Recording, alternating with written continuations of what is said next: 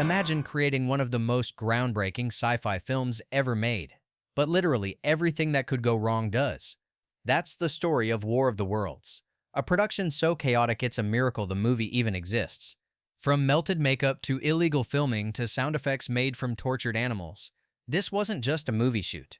It was survival. But before we dive into the chaos, do me a favor, smash that subscribe button and hit the hype button so you never miss another wild behind-the-scenes story. And if you love this kind of content, drop a like on this video. Trust me, you're about to hear some things that'll blow your mind. Alright, buckle up because these are 15 weird, shocking, and downright bizarre facts about the making of War of the Worlds. Number 1. The budget was devoured by special effects. War of the Worlds had a production budget of around $2 million. Serious cash for 1953. But here's the crazy part. Over half of it, somewhere between $1.3 and $1.4 million, went straight into special effects.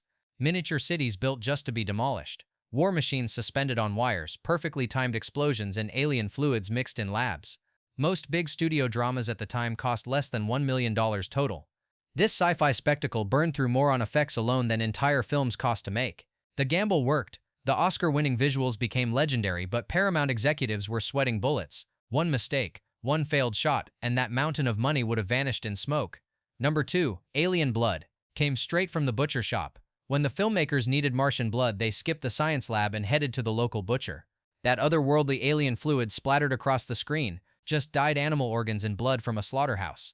The effects team added green coloring for that extraterrestrial vibe, then filmed it under harsh lights to make it glisten and ooze. Audiences recoiled in horror.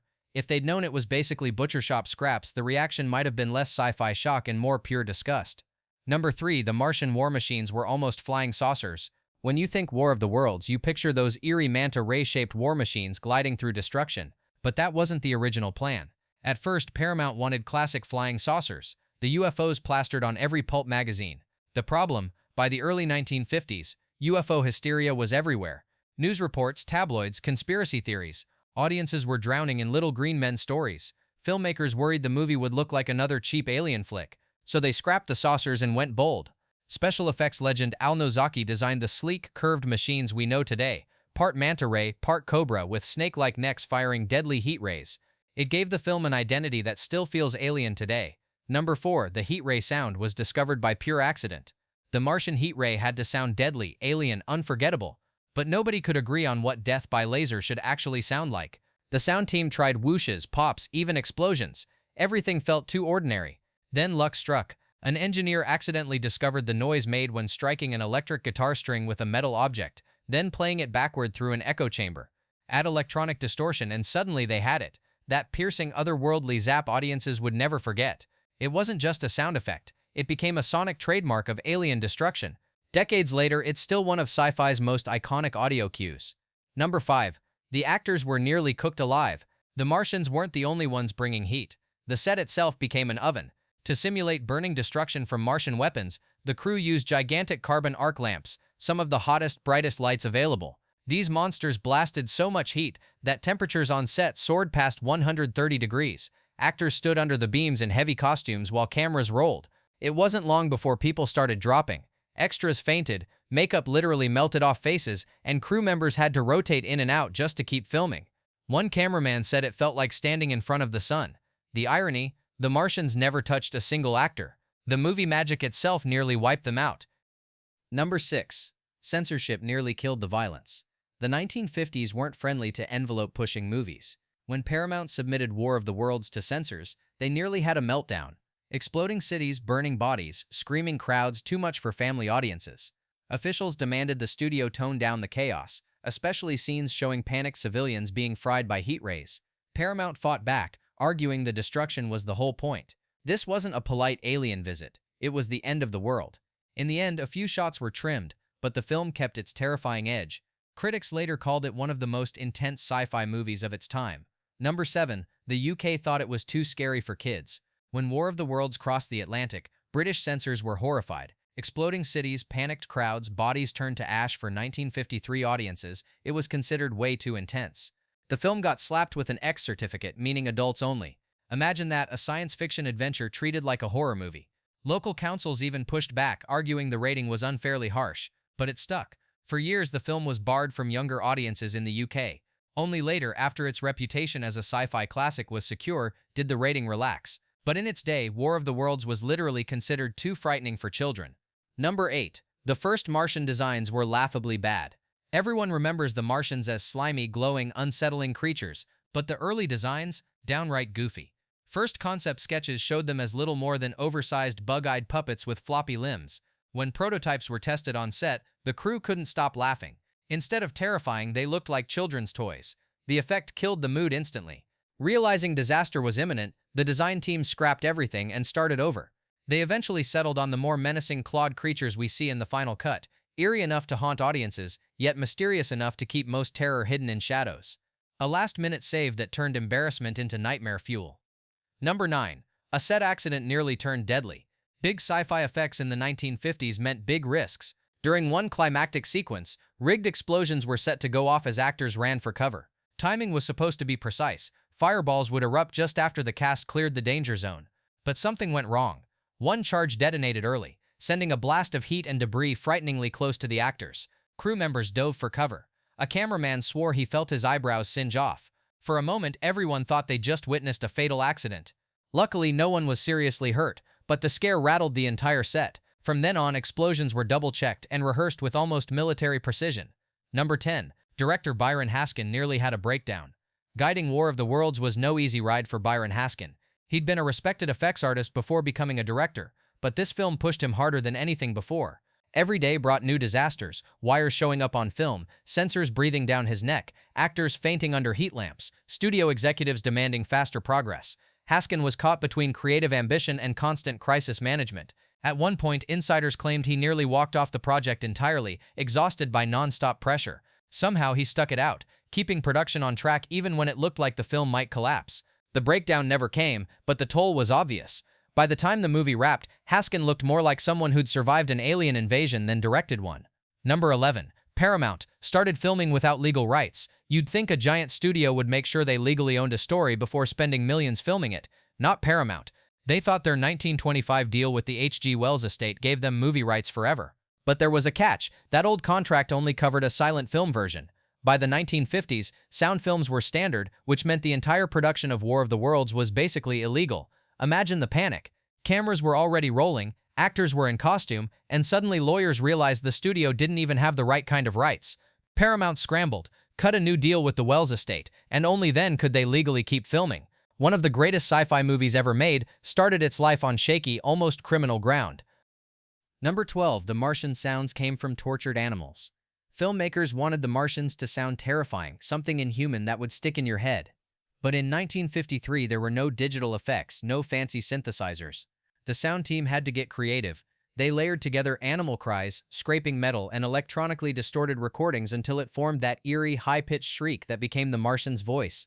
Rumor has it they even used distorted recordings of a tortured pig to get the unsettling effect.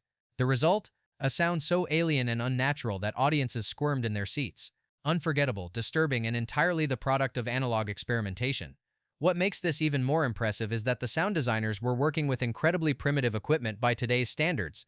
They had to physically manipulate tape reels, run recordings backward, and experiment with different playback speeds, all without the benefit of computer software or digital editing.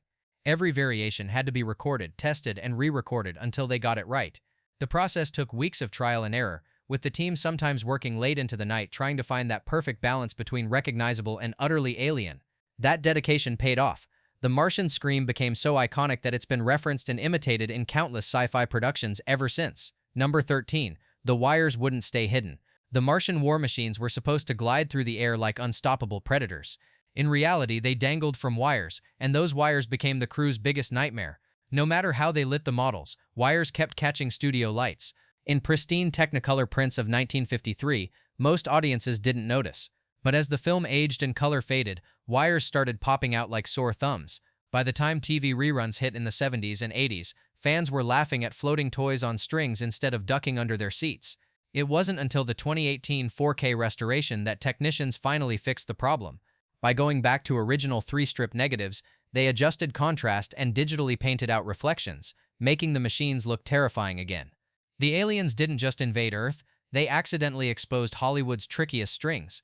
The wire problem was so frustrating that the special effects team tried everything they could think of. They experimented with different types of wire, thinner gauge, different metals, even transparent fishing line. They smeared them with various substances to reduce reflection. They repositioned lights dozens of times per shot. Some crew members suggested painting the wires to match the background, but that proved impossible given the machines moved through different environments. In the end, they settled on the baby oil technique mentioned earlier, but even that was far from perfect. It's a testament to how groundbreaking this film was. They were literally inventing solutions to problems no one had faced before. The war machines may have been fictional invaders, but the technical challenges they created were very real battles for the crew. Number 14. Actors clashed behind the scenes. On screen, humanity was united against an alien invasion. Off screen, not so much. The main cast didn't always get along, and tension bubbled under the surface during long, grueling shoots. Anne Robinson, who played Sylvia, later admitted she struggled with co-star Gene Barry's intensity. Barry was known for being meticulous, sometimes too meticulous, and it slowed filming to a crawl. He'd demand multiple takes for the smallest details, driving both Robinson and the crew to their breaking point. Crew members whispered about the two trading sharp comments between takes, though they always pulled it together once cameras rolled. The professionalism was there, but so was the friction. It wasn't a full-blown Hollywood feud, but it added just enough drama to an already stressful production. Some insiders even joked that the real tension on set wasn't between humans and Martians, it was between the leading actors. The irony wasn't lost on anyone involved. Here they were making a movie about humanity coming together in the face of extinction, while the two leads could barely stand working with each other during certain scenes. Robinson later reflected that the tension actually helped in some ways. The fear and desperation her character showed on screen sometimes stemmed from genuine frustration with Barry's perfectionism. Director Byron Haskin had to play mediator more than once, pulling the actors aside separately to smooth things over before important emotional scenes. Despite the friction, both actors remained professional enough to deliver powerful performances. It's a reminder that some of cinema's most memorable on-screen chemistry doesn't always reflect what's happening behind the camera. Number 15. The Martian machines lived on, then melted down. The copper-green war machines are unforgettable, but their story didn't end with the credits. Director Byron Haskin later reused the same designs in his 1964 film Robinson Crusoe on Mars. Watch closely, the alien ships look suspiciously familiar because they were literally recycled from War of the Worlds. It was a smart move financially, but it also showed just how iconic those designs had become. But here's the real twist, only a handful of original models survived. Several of the copper machines were reportedly melted down for scrap in the years after filming. Can you imagine? Pieces of cinema history, groundbreaking special effects that won an Oscar just tossed into a furnace for spare metal. Hollywood treated them like junk instead of preserving them as the treasures they were. Today, collectors would pay fortunes to own one. We're talking museum-worthy artifacts, but most are gone forever. It's a tragic irony.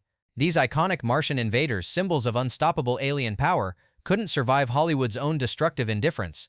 Their legend lived on in sci-fi cinema, but the physical machines that started it all were reduced to scrap metal. This wasn't unusual for Hollywood at the time. Studios routinely destroyed props and sets to make room for new productions or to recoup material costs. Storage space was expensive, and no one really thought about film preservation the way we do today. The few surviving war machine models that do exist are now housed in private collections and museums, treated with the reverence they deserved all along. One model reportedly sold at auction for over $100,000 in recent years. Think about that. Something the studio considered worthless scrap is now worth more than many people's houses. It's a painful lesson in how we often don't recognize the value of something until it's too late.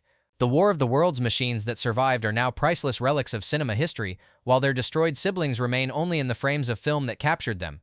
From illegal filming to roasting actors under blistering lamps to Martians that looked more like puppets than invaders, War of the Worlds was chaos from start to finish. And yet, out of all the disasters, stress, and last-minute saves, it became one of the most influential sci-fi films ever made. It didn't just scare audiences in the 1950s, it set the stage for every alien invasion blockbuster that followed. What fact shocked you the most? The butcher shot blood, the illegal filming, or those laughable early Martians?